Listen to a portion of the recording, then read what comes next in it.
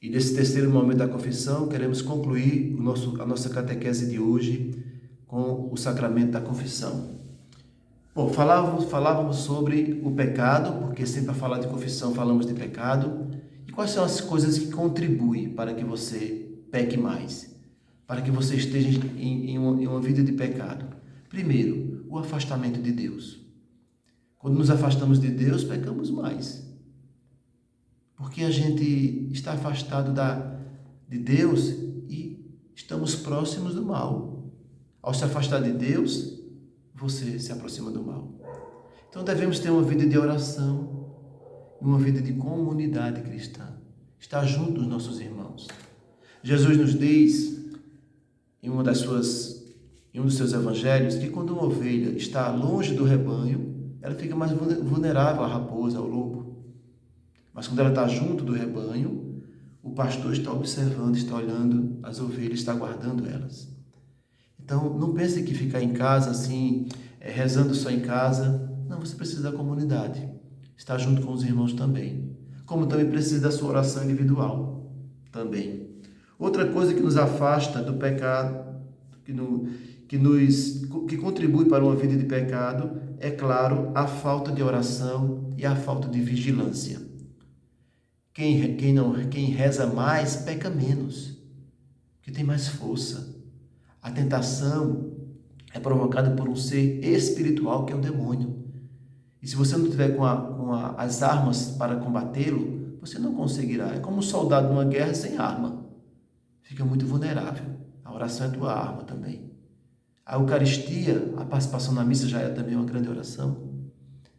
E suas orações, rezar o rosário, rezar o Santo Terço, fazer suas orações, seu momento de adoração ao Santíssimo. Como diz São João Dom Bosco, se quiseres que o demônio se afaste de você, vá muitas vezes ao Santíssimo Sacramento fazer sua adoração ao Senhor. Também a vigilância, né? Vigilância é você vigiar como está o seu comportamento, como você está vivendo a palavra de Deus. Você é uma pessoa obediente à palavra de Deus? Nos fala isso também.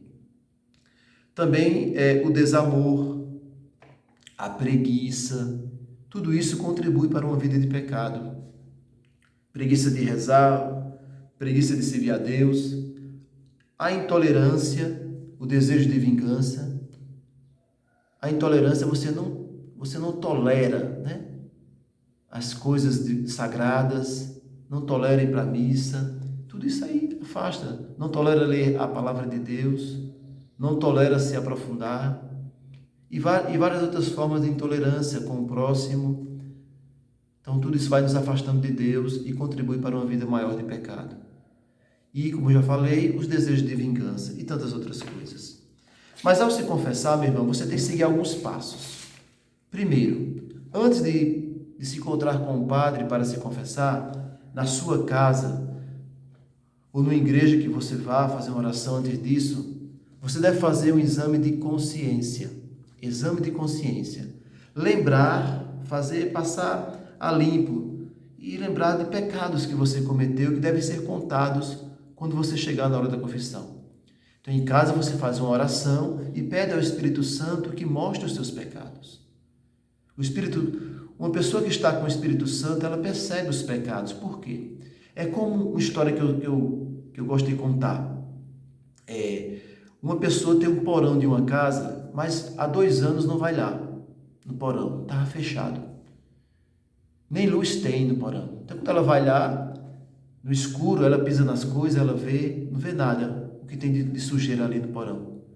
Então, resolve colocar uma lâmpada. Quando ela coloca a lâmpada no porão, ela vê que ali tem barata, rato, teia de aranha, que está muito sujo, muito bagunçado. Moral da história. Essa luz é o Espírito Santo. Quando chega no porão do nosso interior, ilumina de um jeito que a gente começa a ver nossa podridão, nossa nojeira, nossos pecados. Isso aí é um exame de consciência quando essa luz chega. É ver onde eu errei. Fazer para que eu não queira fazer isso quando chego diante do sacerdote. Eu vou lembrar. E o padre pergunta, quais são os seus pecados? Eu digo, peraí, padre, eu vou lembrar. Não faça isso antes. Chama-se exame de consciência. Depois, claro, desse exame deve vir em você um arrependimento. Essa parte é muito importante, porque a confissão pode até não ser válida se você não se arrependeu. Ela não será válida, na verdade. É preciso ter o arrependimento. Arrepender-se não é esquecer. Arrepender é você reconhecer que está errado. Reconhecer que errou. Ter essa consciência, realmente eu errei. Ter esse coração,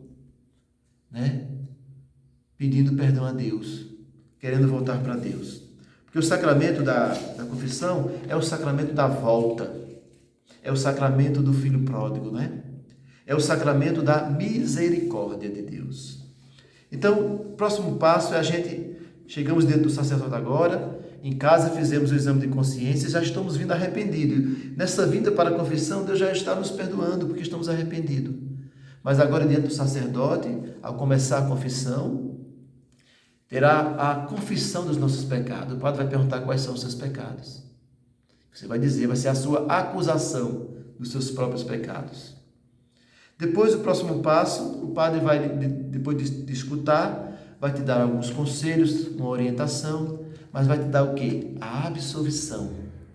E através dessa absolvição, Deus perdoará os teus pecados. Depois o padre vai te dar uma penitência, e essa penitência é para que você pratique ela, para que você é necessário, para você não pode ficar devendo essa penitência. E logo depois você tem que ter um propósito de mudança, você tem que querer mudar, querer não fazer mais. Você não vai prometer a Deus que não vai fazer mais aquele pecado, mas você vai querer fazer isso, querer não pecar mais. Você não vai dizer que não vai fazer, mas você vai se esforçar para não mais fazer. A gente não pode prometer a Deus que não vai mais pecar, porque a gente é fraco, mas a gente vai lutar bastante para não cometer mais aquele pecado. E podemos até, quem sabe, conseguir não vencer aquele pecado. Então, que você tenha esse propósito de mudança. Cumpra a sua penitência, viu? Então, cumpra a sua penitência. E para finalizar, lembrando que Deus também perdoa na confissão aqueles pecados que realmente você esqueceu. Claro, não podemos fingir que esqueceu, porque Deus sabe. Mas se você esqueceu, os pecados estão perdoados. Nunca duvide da misericórdia de Deus. Então, não saia da confissão duvidando da misericórdia de Deus, porque Deus é misericordioso e a misericórdia de Deus é maior do que os nossos pecados. Deus perdoa todos os nossos pecados. E tem um pecado que não tem perdão, que é o pecado contra o Espírito Santo. E um dos pecados contra o Espírito Santo é você não acreditar na misericórdia de Deus. Não acreditar na misericórdia de Deus, você está dizendo que o mal é maior do que Deus, não é? Então, que você creia na misericórdia de Deus, porque Deus é rico em misericórdia, não é pobre. Nos ensina a palavra dele. Então, existe a confissão comunitária e a confissão individual. E também a confissão mista. A confissão comunitária é para aquelas pessoas que estão em dia com a confissão. Lembra? Que já vem se confessando ali, naquele ano, se confessam algumas vezes, E não é aquela pessoa que faz 5 anos que se confessou.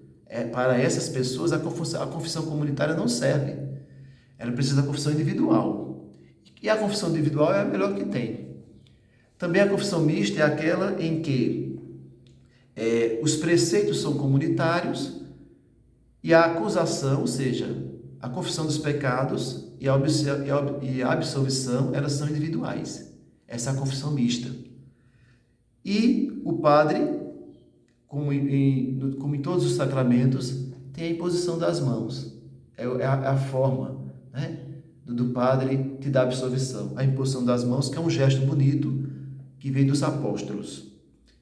Então, na confissão também, você precisa saber que uma coisa é a confissão, outra coisa é a direção espiritual. Se você precisa de uma conversa, então procure o padre não para se confessar, mas para uma direção espiritual. Há pessoas que vão conversar na confissão. Não é lugar de conversar, é lugar de contar os teus pecados. Então, seja objetivo também, para que, às vezes, você está numa confissão e tem pessoas esperando aí para se confessar na fila e você quer uma conversa longa.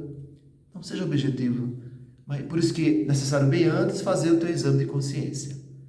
Meu irmão, Deus te abençoe. Tem muitas coisas a se refletir sobre os sacramentos. O que falei aqui é apenas uma base, um básico, mas que você procure se aprofundar no Catecismo da Igreja Católica, no Direito Canônico da Igreja e ver lá os 7 sacramentos. Deus te abençoe e depois iremos continuar com o sacramento da Eucaristia ainda.